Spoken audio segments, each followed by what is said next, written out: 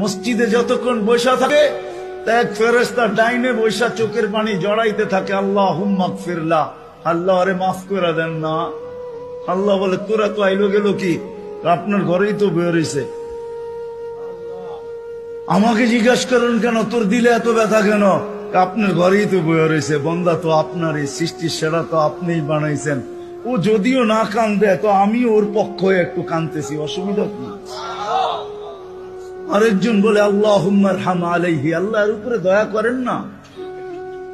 আপনার ঘরে বসে রইল, তারপরে যদি দয়া না করেন তো বাজারে গেলে করবেন, ওটা তো দয়ার জায়গাই না। কি করে না করে না দোয়া? যতক্ষণ মসজিদে বসে থাকে আরেকজন নামাজের সোয়াব লেখতে থাকে। আল্লাহ বলে ঘুমায় তো রইল, তুই নামাজের সোয়াব লেখোস না কেন? ঘুমাইলো তো আপনার বাড়িতেই ঘুমাইছে, আর কোথায় ঘুমাইছে? সোয়াব লিখবো না তো লিখবো না কেন? এটাও ফেরেশতা চালায়। আপনি ভাবেন শ্বাস প্রশ্বাস এমনি নেন? কন্ট্রোল রুম আছে, কন্ট্রোল রুম। হ্যাঁ, হাবায়েক ফি আখবারিল মালায়েক কিতাবে আছে, জালালউদ্দিন সুয়ুতী রহমাতুল্লাহ আলাইহি লেখা। যখন শ্বাস নেই তো ফেরেশতা বলে আল্লাহ আমসিকা ওয়াতরুক, বন্ধ করে দিব না খোলা রাখবো?